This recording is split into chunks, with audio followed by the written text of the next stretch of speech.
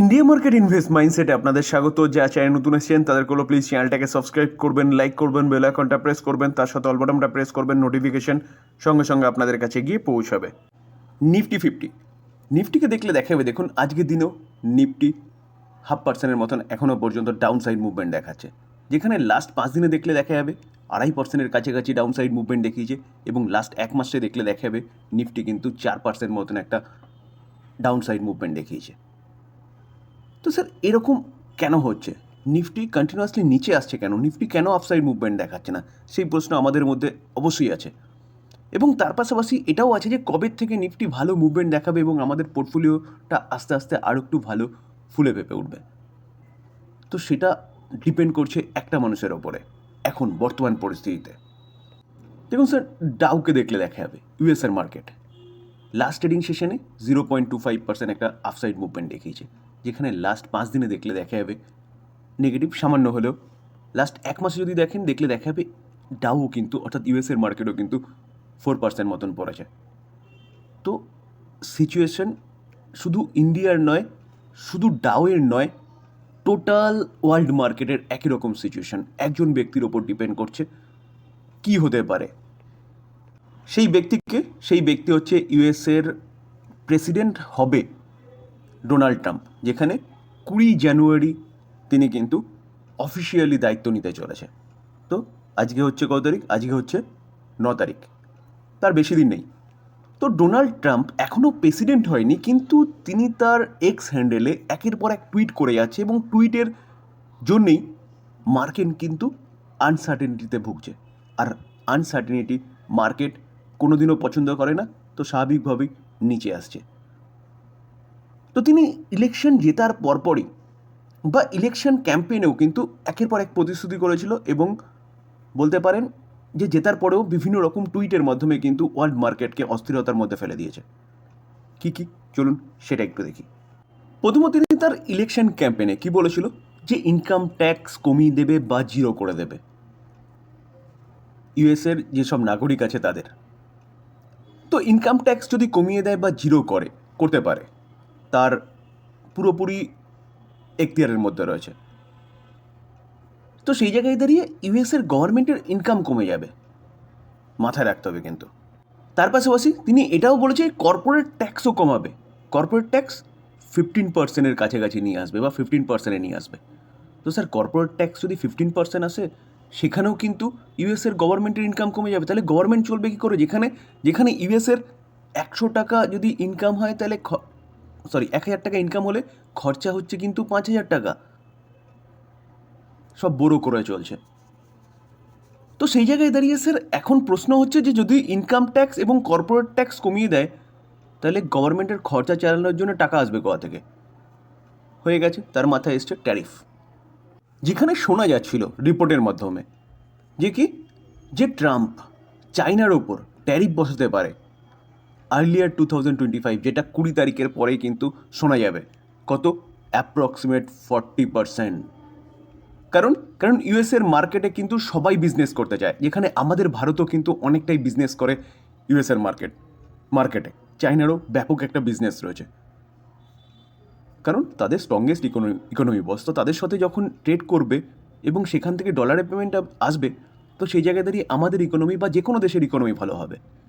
তো ইউএসের হতে চলা প্রেসিডেন্ট ট্রাম্প সেটাকে হাতিয়ার হিসেবে নিচ্ছে এবং ট্যারিফের ওপর জোর দিচ্ছে, যেটা চায়নার ওপর সবচেয়ে বেশি মার পড়তে চলেছে। শোনা যাচ্ছে 40% না করলেও যদি করে, তাহলে কিন্তু মার্কেটের অবস্থা খুব একটা ভালো হবে না। শুধু চায়না নয় স্যার, ট্রাম্প কিন্তু এই যে ট্যারিফের থ্রেড না, সেটা মেক্সিকোকেও এবং ব্রাজিলকেও দিয়েছে। তো সেই জায়গায় দাঁড়িয়ে স্যার যতগুলো দেশ বেশি সংখ্যক বিজনেস করে ইউএসের সাথে, সেসব দেশগুলোকে কিন্তু ট্রাম্প ট্যারিফের ভয় দেখিয়েছে। ইভেন্ট ব্রিক্সের দেশগুলোকেও কিন্তু ট্যারিফের কথা বলেছে, কত 100%, যেখানে আমাদের ভারতও কিন্তু পড়ে।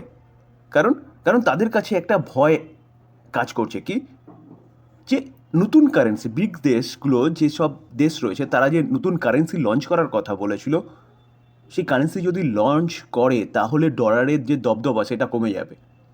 তো সেই জায়গায় দাঁড়িয়ে সেই কারেন্সি যাতে লঞ্চ না করতে পারে তার জন্য ট্রাম্প কি বলেছে যে ব্রিক্স দেশগুলোতে 100% ট্যারিফ লাগাতে পারে, যেখানে ভারত পড়ে, চায়না পড়ে, রাশিয়াও পড়ে। তো রাশিয়ার তত চিন্তা নেই, কারণ রাশিয়ার অলরেডি অনেক ট্যারিফ লেগে রয়েছে। তো মেন প্রবলেম হয়ে যাবে ভারতের এবং চায়নার। তার পাশাপাশি ইনডাইরেক্টলিভাবে কিন্তু ডোনাল্ড ট্রাম্প ভারতকেও ট্যারিফের থ্রেট দিয়েছে। কীরকমভাবে? একটা তো হচ্ছে ব্রিক্স দেশ, সেটা তো দিয়েছেই, এবং তার পাশাপাশি তার এগেনস্টে আমাদের বিদেশ মন্ত্রকও জানিয়েছে যে ব্রিক্স দেশে সেরকমভাবে কিন্তু কোনো রকম কোনো যে নতুন মানে কারেন্সি লঞ্চ করার যে প্রোগ্রাম, সেটা এখনও পর্যন্ত এগোয়নি।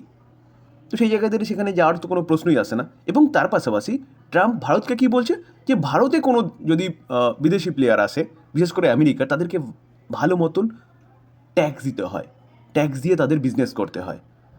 রিসেন্টলি আমরা দেখেছিলাম যে ইলন মাস্ক, তাই সে আমাদের ভারতে আসছিল, কিন্তু ভারতের কিছু শর্ত সাপেক্ষ ছিল, তার জন্য তারা এগ্রি হচ্ছিল না এবং ভারতে আসতে পারছিল না বিজনেসের জন্যে।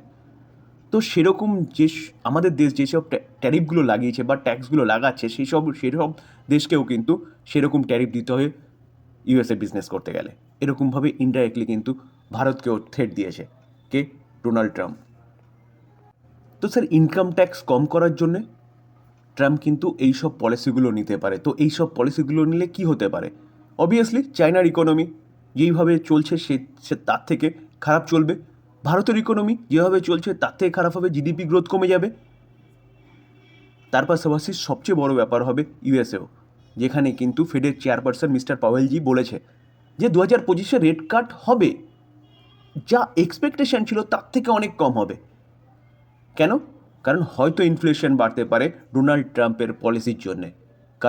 কারণ স্বাভাবিকভাবেই যেসব দেশ আমাদের ইন্ডিয়ার ওপর ওরা ডিপেন্ডেবল, শুধু ইন্ডিয়া নয়, চায়নার প্রোডাক্টের ওপর ওরা ডিপেন্ডেবল, মেক্সিকো বলুন, ব্রাজিল বলুন, সেসব দেশের ওপর ডিপেন্ডেবল।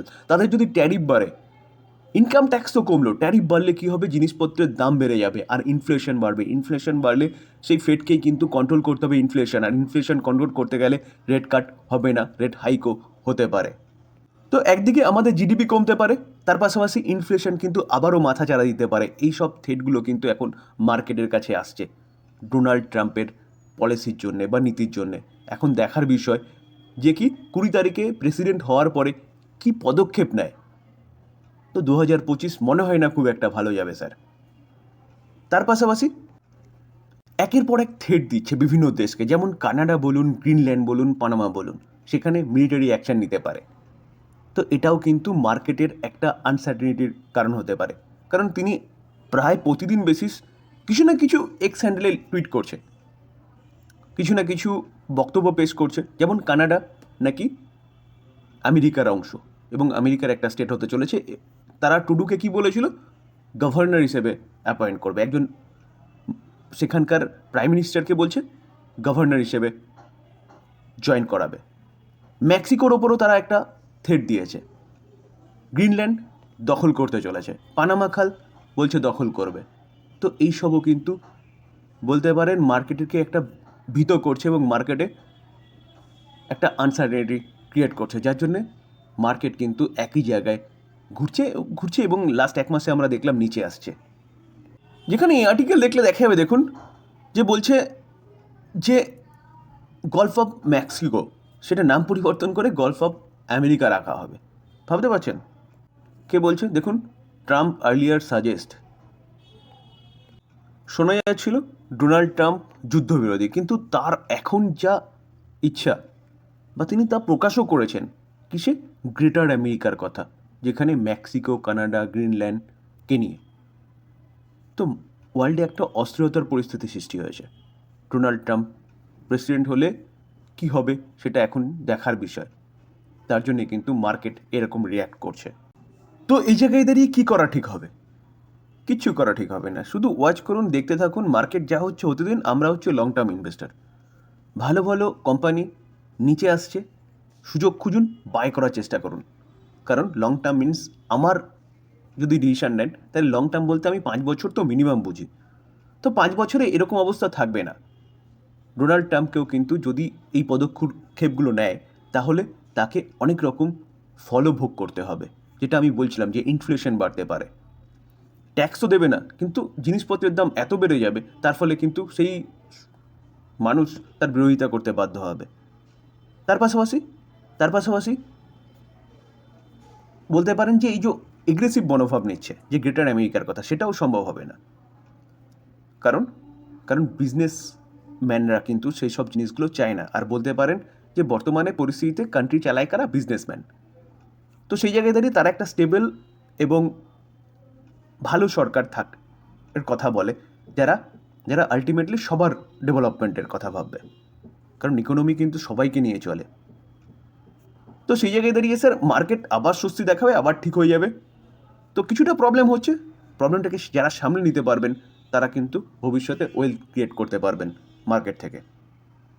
আলোচনা এই পর্যন্ত। যদি আলোচনা ভালো লাগে, যা চ্যানেল নতুন এসেছেন তাদের প্লিজ চ্যানেলটাকে সাবস্ক্রাইব করবেন, লাইক করবেন, বেল আইকনটা প্রেস করবেন, তার সাথে অল বাটনটা প্রেস করবেন, নোটিফিকেশন সঙ্গে সঙ্গে আপনাদের কাছে গিয়ে পৌঁছাবে।